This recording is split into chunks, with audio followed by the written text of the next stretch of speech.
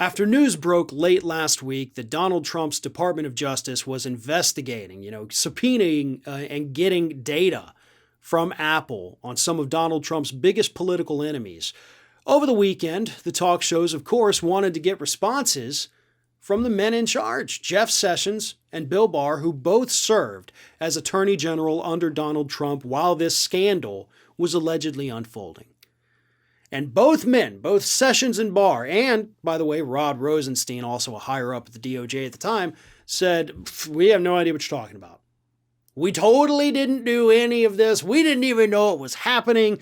We're just a couple of dumb old bumpkins who have no idea what our agency is doing. That's the defense that these idiots threw out there to the public over this past weekend. We didn't know any of this was happening. We didn't know.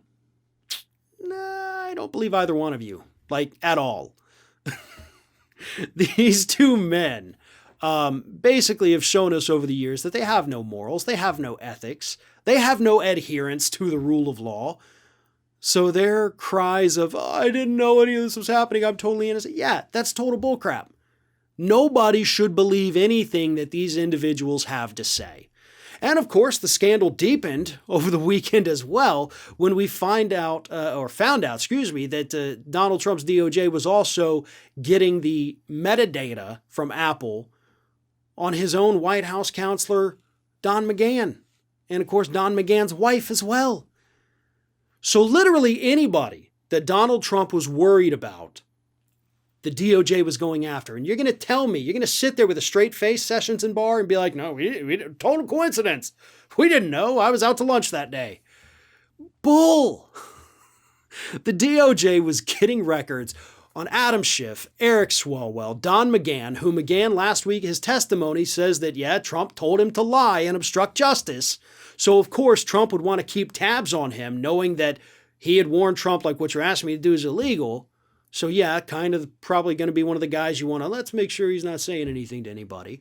Then, of course, the reporters, the CNN reporter and reporters from other outlets that were being spied on by the Justice Department because they were enemies of Donald Trump. This whole thing reeks of what Donald Trump does. And you can't convince me that Sessions and Barr and Rosenstein didn't know exactly what was happening and why it was happening. These men are liars, every one of them.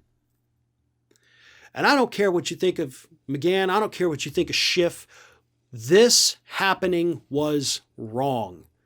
Especially because we also know that they were allegedly being investigated for being the leakers. None of them were leakers. They were all exonerated, actually, by these investigations. Exonerated for something that's not even, by the way, a real criminal activity. So, there's that as well. Yeah, this whole story stinks to high heavens. We're going to have hearings on this, I guess, eventually. Pelosi has said she wants to have them. She wants both Sessions and Barr to come and sit down and yada, yada, yada. But I don't know that that's really going to do much.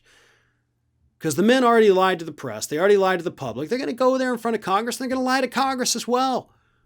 You need to interview every single person at the Justice Department that was working on this.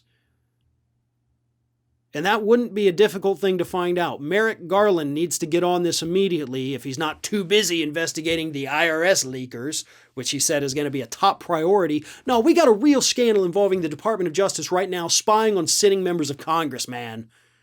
I would say that takes priority over the fact of, one leaker exposed some billionaires not paying taxes. Which one do you think is more pertinent to the survival of this country? A sitting president using the Department of Justice to spy on his political enemies? Or an individual who exposed the fact that the wealthy aren't paying taxes? Which one of those seems like more of a threat to the survival of the United States? Yeah, I think we all know the answer to that.